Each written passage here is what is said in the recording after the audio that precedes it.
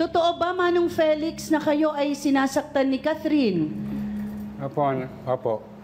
Opo ang sagot. Itong last month lang po ito. Last month lang. Lagi ba kayong sinasaktan? Wala po nung na gano'n, nahihirapan na po maglakad.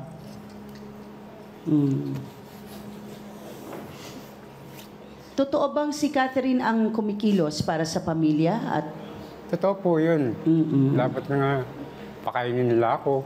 Kasi kagaya niya, wala na ako trabaho.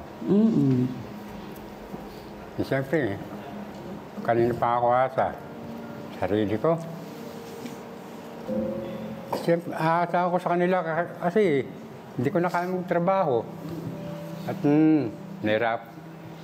Ito nga po, gamot ko. May maintenance, wala rin na pambili.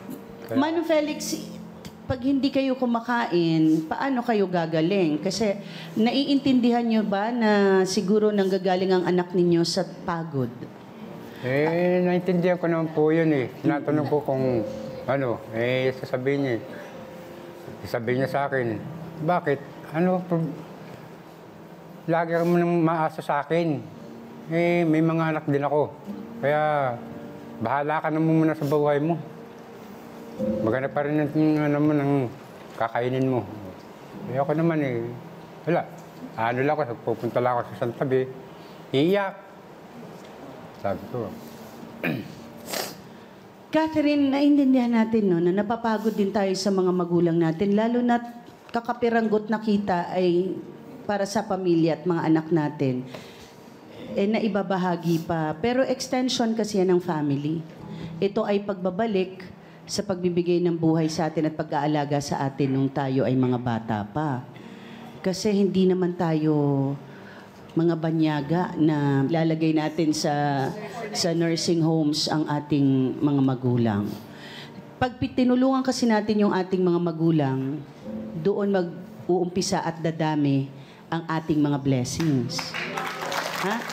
Kaya wala na akong sasabihin mamaya, sasabihin ko na ngayon, na dapat tinutulungan natin ang ating mga magulang at wag nating susumbatan. Ha? Kahit paano.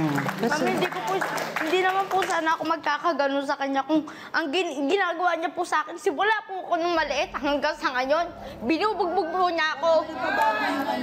Anong gagawin ko po? Laging ganon. Sabi ko, ano bang tingin niyo sa akin? Ako na nagtatrabaho, bubugbugin mo pa ako. ikaw ba, Manong Felix, ay talagang malupit ka bang ama? Disciplinarian ka ba? Dinidisiplina ko po sila nung maliliit pa. Oo. Eh, kaya minsan na, siya, na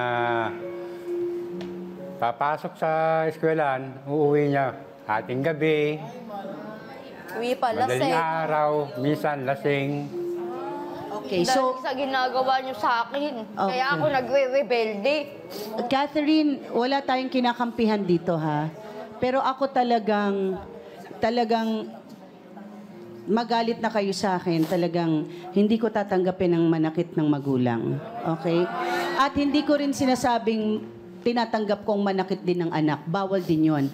Pero meron kasi yon na ang magulang ay nagdidisiplina talaga. Pero ang disiplina may hangganan, hindi para halos patayin mo yung anak mo, 'di ba? Pagkatapos mo namang mamalo, ipaliwanag mo bakit ka napalo. At tayong mga anak ay dapat natututo, 'di ba?